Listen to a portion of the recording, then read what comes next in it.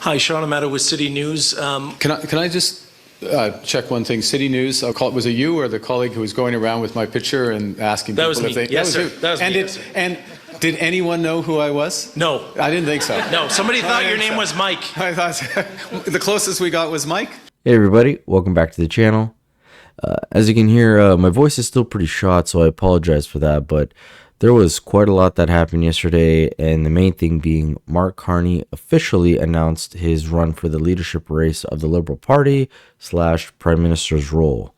Now, he decided to do this in Edmonton, which even some of the reporters were a little bit confused by that because, according to him, he actually hasn't lived in Alberta since he was 18 in high school. Just to follow up on your joke earlier, It was a genuine question. No. When was the last time you lived in Edmonton? Are you Edmonton enough to call this your base and to run here as an MP one day? Well, I didn't. Okay, you packed in a big assumption there. Potentially run here. Look, I'm coming back to Edmonton because I'm coming back to Edmonton for this announcement because this is we all have a core. We all have. With the core of our values, and I came back and tried my best to express that. Last time I lived in Edmonton, was when I lived full time. Would have been full time was 18 when I was in high school, and I won a scholarship from the Alberta government to go to university and play hockey. But I always came back in the summers. My parents moved in the late 90s from Edmonton. I have number of friends who were here. I was touched by that I used to play hockey with, go to high school with, and beyond who are here. So I've got good ties in Edmonton. I have ties across the country. I will run as an MP somewhere, but I'm running for Prime Minister. I'm running for Prime Minister of all of Canada.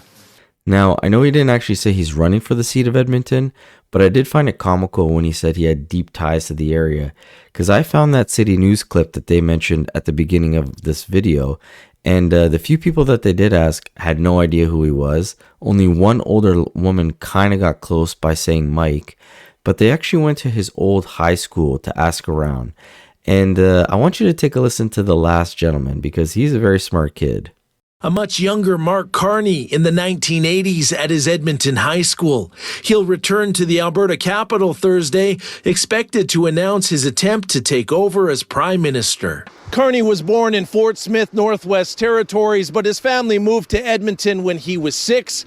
He went to St. FX High School here in West Edmonton before studying abroad at Harvard and Oxford. Facial recognition also a challenge with adult Edmontonians. Yeah, he's Mike, starts with an M. Did you know he's from Edmonton? I did actually, but I only found out on the news today that he was from Edmonton. Still, both of these voters are open to him representing Edmonton as a member of Parliament. Carney, who once led the banks of Canada and England, is well known in political and business circles, but as we found out, not so much in Edmonton. Do you know who this person is? No. Do you know who this person is? No.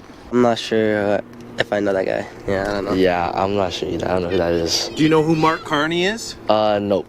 No. So would they vote for a fellow alumnus one day? I think that's also pretty cool. Someone who's running for the government coming from our school. What party is he running for? Liberal Party. No. Absolutely not. No. Now, I'm not under the impression that a bunch of high schoolers, even if they do attend his old high school, would know who he is. But I do love that last kid's first question was, which party is he running for? And as soon as he heard Liberals, he was like, nah, I'm okay. Let's move on. My opinion, that guy's a pretty smart kid. But as we move back to the announcement from Carney, there's been some reports from experts saying that this probably didn't work as well as Carney was hoping it would. Because if you take this announcement compared to the announcement that he did on Jon Stewart, Jon Stewart, there was a bit of a jovial, playful aspect to him where I guess his personality was a little bit different. With here, his announcement was very boring, very monotone, very kind of dry, seemed like he was uncomfortable being in front of all these cameras. And this is something that Vassie said when she was asked by CTV. Let's bring in CTV's chief political correspondent, Vashi Kapelas. Vashi, we all watched, well, at least I did, and I'm sure people in the newsroom as well, and you, Mark Carney's announcement very closely, watching his body language, his face. How did he do? Well, I think, Sandy, he definitely wanted to convey to Canadians who aren't familiar with him a little bit about his background and what his focus will be, as Mike pointed out very squarely as he communicated on the economy. I think he also, though, in the sort of liberal world and the political world, had to prove that he had political chops, because there was a lot of questions. There have been a lot of questions about whether or not he does. I think the other night on The Daily Show with Jon Stewart went well for him among liberals. That's how they've conveyed it to me. I would say so far, based on the communication I'm getting, this went a little less so. So I think there was some appearance of flatness on his part in energy compared to what he conveyed in that other interview. And so a little bit of nerves being communicated to me about how he's going to do kind of at the door and in these kinds of crowds throughout the campaign, and even a general campaign should he win the leadership. Now, I could definitely see what Vasi was talking about throughout his announcement, but it was more so when he was dealing with the reporters, because there was a few times where it seems like they were asking too much of him. Simple things like answering a question that he answered in English in French, or vice versa, as most party leaders or cabinet ministers do. He just couldn't do it. He said, "Oh, I'll give you the edited version of it." And this actually was a question pertaining to the carbon tax. Take a listen. J'aurai un discours dans quelques jours, dans quelques semaines, qui aura un plan comme ça. Attendez-vous. In English, please. Quickly, I'm going to edit. Look, I've said for a long time that if you were going to take out the carbon tax, you should replace it with something that is at least, if not more, effective. And by effective, it's not just having the same impact in reducing greenhouse gas emissions, but it's making our companies more competitive, it's creating jobs, it's ensuring that Canadian households are made whole in terms of their finances. Because perception may be that it takes out more than the rebate provides, but reality is different. And Canadians will miss that money. So you need a comprehensive approach. You need a comprehensive plan, not just a soundbite that fits on a lectern. And that, again, is the difference between me and some others. I don't do a little leak, I don't do a soundbite, I do a comprehensive plan that addresses all the aspects, and you'll see that in the coming weeks. Now, interestingly enough, as this announcement was happening from Carney, there was also leaks coming out that CTV was reporting on that apparently Chrystia Freeland is stating that she is planning to scrap the carbon tax on the consumer side because she feels like this divisive policy is not worth it for Canadians all of a sudden, even though, as you're going to see from Global, they show that she's supported this over and over and over again. Really good to be here. Chrystia Freeland championed consumer carbon pricing for years. 8 out of 10 Canadians get more money back with the carbon rebate. 8 out of 10 Canadians, more money back in the pockets of 8 out of 10 Canadians. But she says she can no longer back a policy that's become politically toxic. Prime Minister Justin Trudeau is standing by it until the very end. Obviously, people running in elections and running for the leadership will be able to put forward their own ideas about how to fight climate change. But I'm very, very proud of our record. A source close to Freeland says she'd get rid of consumer carbon pricing and replace it with a system the provinces back instead. She is ready to make difficult decisions to meet our emissions targets and make sure big polluters pay for their outsized emissions. But she will not fight Canadians on a policy they have been clear they do not support. Have you decided about whether or not you're going to run? The reversal comes as Freeland prepares to launch her campaign for the party's top job. She was one of a very loyal soldier of Justin Trudeau, so there's limits to what she can say or criticize about the past. Freeland's main competition, former Bank of Canada Governor Mark Carney, would not say whether he'd keep carbon pricing. I don't do a little leak, I don't do a soundbite, I do a comprehensive plan that addresses all the aspects, and you'll see that in the coming weeks. There are questions about whether Conservative leader Pierre Poilievre's strategy will have to shift. Can he still make axing the tax, as he puts it, the ballot box issue in the next federal election, if his potential Liberal opponents are already suggesting they'll ditch it? You know, I've got to say, it is absolutely incredible to see all these Liberals now backpedaling when it comes to the carbon tax. And hey, if they scrap it, great. I'll be happy about that. But it's too little too late, if you know what I mean, seeing as you guys have been pushing this and supporting it since 2019 and raising it every year on us. So at this point, it's like it doesn't matter if you agree with it or you don't agree with it, if you think it's bad now, even though you thought it was good before. It doesn't matter. And that's not going to change people supporting Pierre and axing the tax. Because it wasn't just the carbon tax, it was all the other policies that you guys have implemented. The catch and release, the inflation that has occurred, that these bills that you were trying to pass, like Bill C-63, thank goodness for prorogation, it's now dead in the water. But how many Canadians are now suffering? And they even admit that this is the worst time. Listen to George Chahal before Mark Carney even stood up. As you know, this land we call Canada is facing so many threats right now. We have a stagnant economy. Our wages feel like they are frozen, but costs keep escalating. We face a fractured political divide that has pitted Canadians versus Canadians.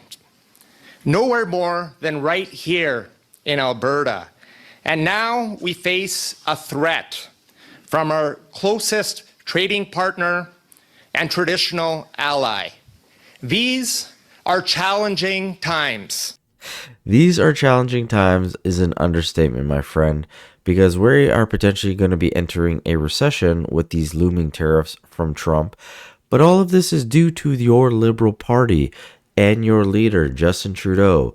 He made so many poor decisions. You guys all backed him up.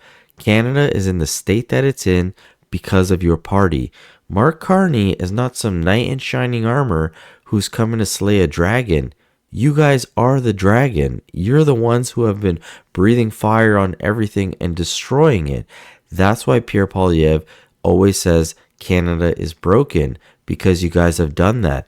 Look what Trudeau has just done. He stepped down at the worst possible time, leaving our country in this limbo state where now we have to wait for you idiots to do a race to find a new leader instead of just calling an election and having somebody with a 4-year mandate to deal with Trump, who also has a 4-year mandate. But no, the narcissist had to back down when he did, and now he's just left Canadians in the state that we're in. But Mark Carney wants to make it apparent that he's much different than Pierre and that Canada isn't broken, according to him. Take a listen. But this is no time for politics as usual. No, it's not the time for lifelong politicians such as Pierre Poilievre. Politicians with bad ideas, naive and dangerous ideas. And I think the worst, his worst, is that Canada is broken. Canada is broken was one of Pierre Poilievre's many 3-word slogans, and it couldn't be more dangerous. Now, in the UK, I saw firsthand what happened there after years of conservatives shouting that their country was broken. Conservatives don't run around saying Canada's broken because they want to fix it. They want a license to demolish and destroy, including many of the things on which we all and regular people depend. Because populists don't understand how the economy and our society actually works. Their 3-word sound bites won't solve problems, but they will hurt regular people. And there are many differences between me and Pierre Poilievre.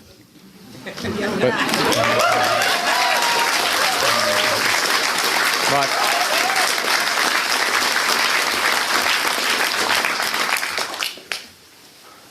I'll give you a big one. Well, I'm focused on building our economy. He's out chasing endorsements from Donald Trump and Elon Musk. And this is how you know that Mark is just like all the other liberals, because now he's beating on that same drum about Pierre Poilievre getting endorsed by Elon Musk. Simply because Elon went out of his way to tweet that he liked Pierre Poilievre, now apparently that means he's being endorsed by him.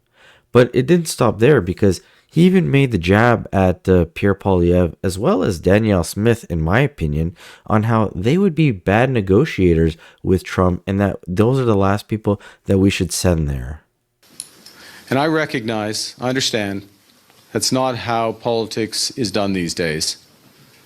When lifelong politicians rely on slogans and slander and sound bites. But once again, these are not ordinary times. Let me tell you one other thing. In these times, sending Pierre Poilievre to negotiate with Donald Trump is the worst possible idea. I can think of one other politician I might not send. It just came to me in the last 24 hours. Now that comment at the end of his statement is why I'm pretty sure he's talking about Danielle Smith, because 24 hours ago, all the premiers met with Trudeau to talk about what they would do if potential tariffs came when Trump got in power. Now, Danielle Smith and David Eby, they were only there via Zoom, but she was the only one that did not agree in this unity agreement to tariff the energy or block the energy to the U.S. as a sort of bargaining chip or as leverage. And honestly, I don't blame her. Alberta tends to get the brunt of a lot of stuff in terms of the equalization of Canada. So I'm not totally surprised, but she was very vocal about that's off the table. And Vashi actually brought on the NDP counterpart to Danielle Smith. I believe his name is Nenshi. And she asked him what he would have done in terms of this situation. And just take a listen to his answer. We invited the Premier on our program tonight, but she declined as she's on vacation. So we brought in Alberta's NDP leader, Naheed Nenshi, for his response. Hi, Mr. Nenshi. Good to see you. Thank you for making the time. Thanks so much. The Premier has made her position on the possibility of export taxes on energy exports or a tariff heading out or the blocking of those exports pretty known. What is your position on that? Well, here's the thing. The Premier has had the worst week in politics. Those of us who are in politics cringe at what has happened to her. She started off on such a high because she was able to get to Mar-a-Lago. She was able to get Trump's ear. But then she realized that she couldn't charm the guy, and he told her to go pound sand. And now she's kind of stuck.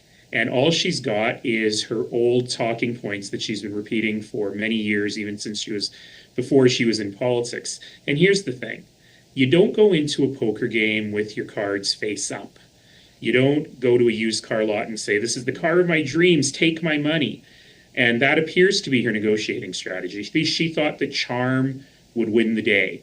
But of course, it's not going to win the day. And we need to be much more thoughtful and much more strategic and not just play all our cards up front. And I certainly do understand that pushback, and that's what we heard from all the other premiers. We were on site yesterday for the meeting. Mm-hmm. But my question was also about your positioning, and if you would be okay with that kind of a tax on oil that Alberta sends to the U.S., for example, or even the possibility of blocking it, if it gets to the point where the feds feel that would be a commensurate response to whatever Donald Trump does. Yeah, well, let's take them one by one. The first is that the Premier has maybe because she doesn't understand the difference, really confused the idea of retaliatory tariffs, which is tariffs that we would put on U.S. goods imported here. You know, the example everyone uses for some reason is Florida orange juice, which even Pierre Poilievre says is what we need to be doing, with the idea of an export tax. And let's be clear, the export tax on oil only happens in a very specific set of circumstances. And it basically means that, number one, Trump carves out oil and gas and doesn't put his own tariff on it. And so then we'll put a tariff on it anyway. That set of circumstances is next to impossible to happen. And I don't really see the benefit of it. If there are actually people who are talking about putting an export tax on something Trump is already tariffing, I will really ask them what economists they've been talking to, because it makes no sense. So what about the idea of blocking sending it at all? Because that's the other thing she's being specific about opposing. Yeah, and you know, it's kind of funny because she says she fights for Alberta, and I remember that Peter Lougheed, who is the greatest fighter for Alberta ever, did in fact block exports of oil to the rest of Canada.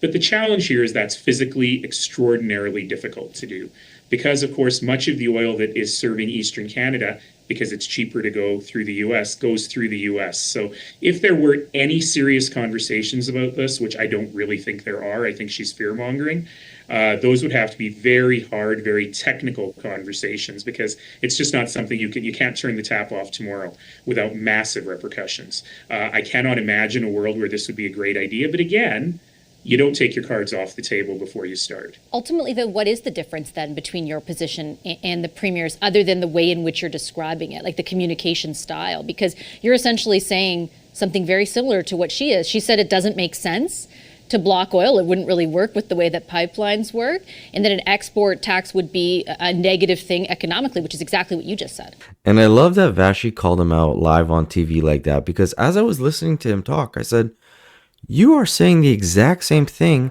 that she just said, or your statements are the exact same. And when Vashi poses this to him, he starts to blame it on, no, what I'm saying is different than what she's saying because of the way I'm saying it. She's saying it as fear-mongering. I'm not.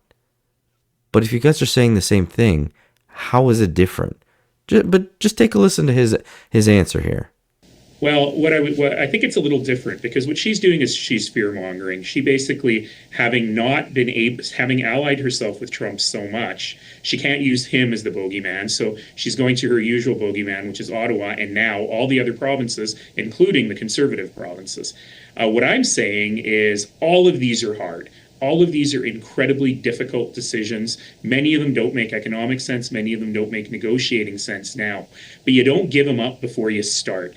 If I understand, though, the comments that she's backed up her position with, they largely focus on a sentiment that I think you would be well familiar with, and myself as well, having worked just a number of years in Alberta, and that is the idea that, okay, why should we disproportionately bear the burden of whatever pain is felt, and then again sort of double barrel that by paying another cause in a way of responding. Like, why should we trust the federal government, who has not done much aside from TMX, to make sure we have other markets or that our oil does leave here? Like, why do we feel they have our backs when they haven't before? Do you trust this federal government, Mr. Nenshi? Well, I mean, look, this federal government has not always had Alberta's best interests in mind, but I'll bristle a little at just TMX. You know, we had a conservative government in power for 10 years in Ottawa that got precisely 0 miles of pipeline to Tidewater built. Just TMX has actually increased the Canadian GDP all by itself, one project. I've never heard of a project that does that on its own before and has given us export markets we never had. So yes, we should have built a lot more export capacity. I've been on record talking about that for many, many years, even when I was mayor of Calgary. But ultimately, you know, in your question, you use the term disproportionate. Who said anything about disproportionate? And this is precisely... I'm interpreting her comments. That's essentially what she said. This is precisely what she's trying to do. She's trying to say only Alberta will be hurt. And that's really what the antithesis of the Team Canada approach we're talking about, which is we share in the benefits and maybe we got to share a little bit in the pain. But she's making it sound like the only thing all those other nasty provinces and the federal government are ever thinking is to hurt Alberta, when I'm not even sure those things are really high up on the table of options everyone is looking at. Now, I didn't know how this guy could say that, but then I remembered he's NDP, so the delusion runs strong. I'm not even an Albertan, and I know that Alberta gets screwed over in Canada over and over again, especially via the equalization that happens across the country. So for him to say that Alberta is not going to be the one getting targeted, or that she's just making this up, I don't know. This guy's lost in the sauce, it seems like. But as always, love to hear from you guys. Let me know in the comment section below what you thought about all this. And as always, hopefully I will catch you on the next one, depending on my voice. Take it easy.